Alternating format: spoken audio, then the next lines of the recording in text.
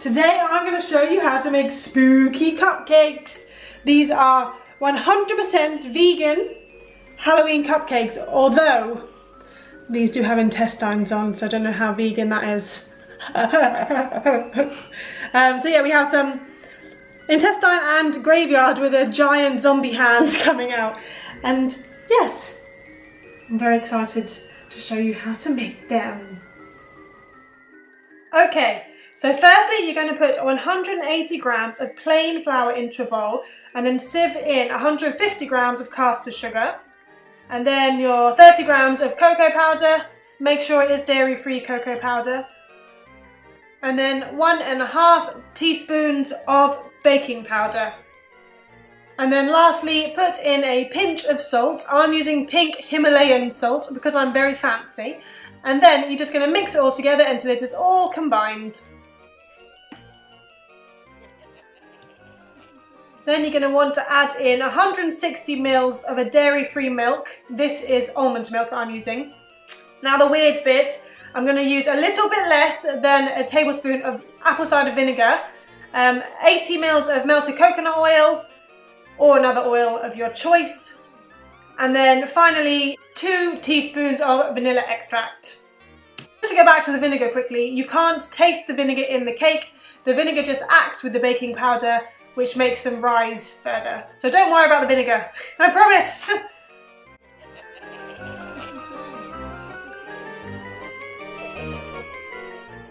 And then just mix that all together until it is completely combined and there's no lumps. I'm using a wooden spoon here and I don't know why. I would recommend using an electric whisk or a normal whisk. I never ever use a wooden spoon, so clearly I was a lunatic when I did this. But if you want to use a wooden spoon, go ahead. I just think it's too much arm work. And then you're just going to fill your cupcake tray with your cupcake cases. Say that 10 times fast. I got my cupcake cases from TK Maxx because they were Halloween themed and it's very apt for obviously this cake.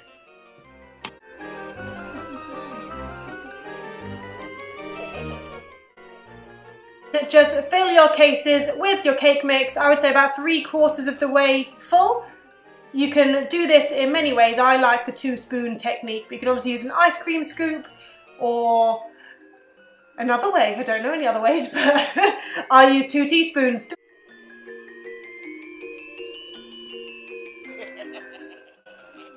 And then just put them in a preheated oven at 180 degrees Celsius for 20 minutes. But obviously it does vary for each oven, so I just check on them. Look at my amazing slipper in the reflection. Let's start with the zombie graveyard cake. So whilst the cakes are in the oven, I'm going to make the green zombie hands first using fondant icing and green food colouring. Just follow the instructions on the back of the fondant icing pack. We actually made it a little bit too runny by adding too much water. So I just recommend following the instructions to a T. Whatever they say, do it and you'll get the perfect hand.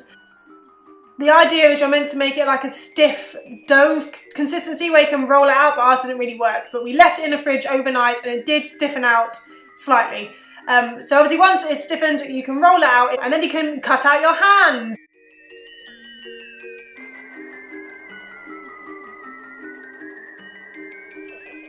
Ta-da! Lots of zombie hands later. Now onto the gravestones. You're going to want to use about half a bar of dark chocolate and melt it in the microwave. Be careful, the bowl will be hot. So just mix it all together to make sure it's melted. Do not burn your chocolate. Just do it for 30 seconds, blast in the microwave. Or you can do bain-marie, which is the hot water technique, which I find too tedious and too much washing up to do. And then to make the gravestones, you can be creative and do what I did, which is just literally just blop the chocolate onto the baking tray and just try and figure out some sort of gravestone shape. Or if you want to be a perfectionist, you can actually draw the gravestones onto the baking parchment, then flip it over so you're not getting lead poisoning, and then colour in the spaces, I guess. But I prefer this way because it's more authentic and handmade. Once you're done, just put them in the fridge for about an hour to harden and they'll be great. But look how beautiful they are! Aren't they great? They will lose their shine, but that's fine.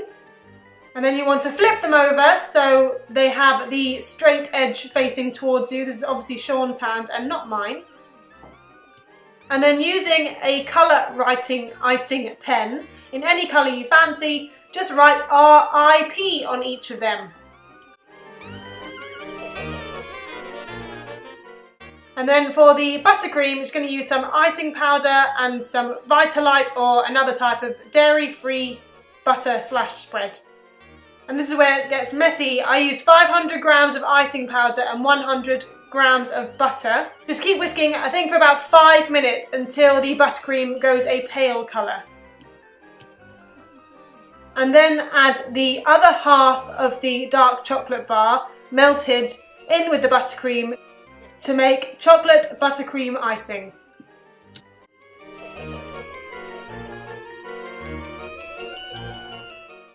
And for the final part of the zombie cupcakes is to just bash up 2 Bourbon biscuits, which are vegan, to make soil. I just used a rolling pin, but obviously you can do this with whatever you want. So once your cupcakes are out of the oven and are completely cool and not at all hot, it's time to start assembling. Firstly, you just want to ice all your cupcakes with the chocolate buttercream. This doesn't have to be neat at all because essentially this is the ground that the graveyard will be on. Then just sprinkle the biscuit on the top of the icing to make it look like soil.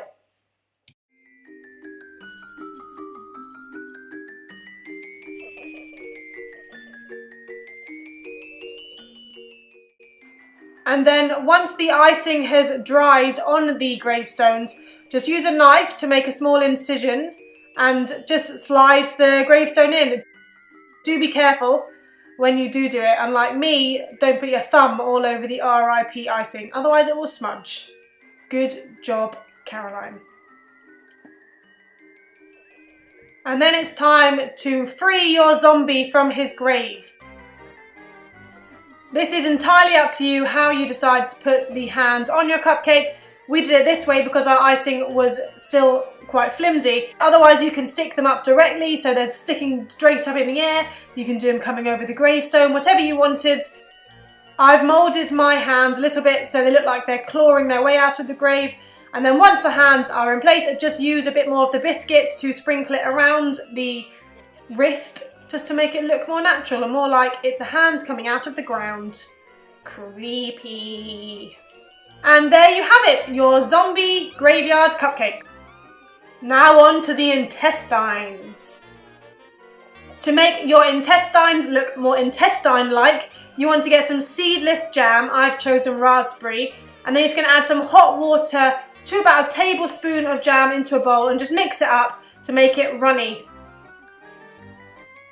And then just add that jam into a small amount of your vanilla buttercream that you made earlier and fold it in. Do be aware that when you fold it in, you don't want to mix it up, otherwise it will sort of just disappear.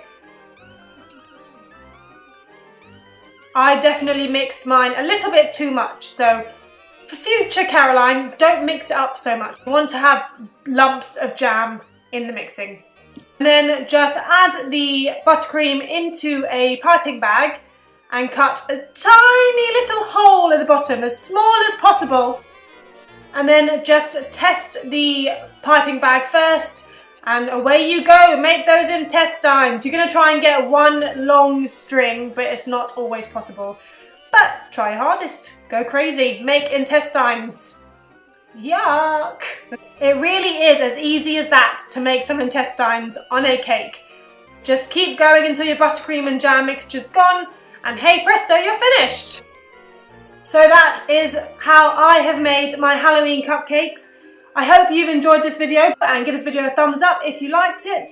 And please, if you do bake any of these cakes, let me know. Thank you for watching. Bye!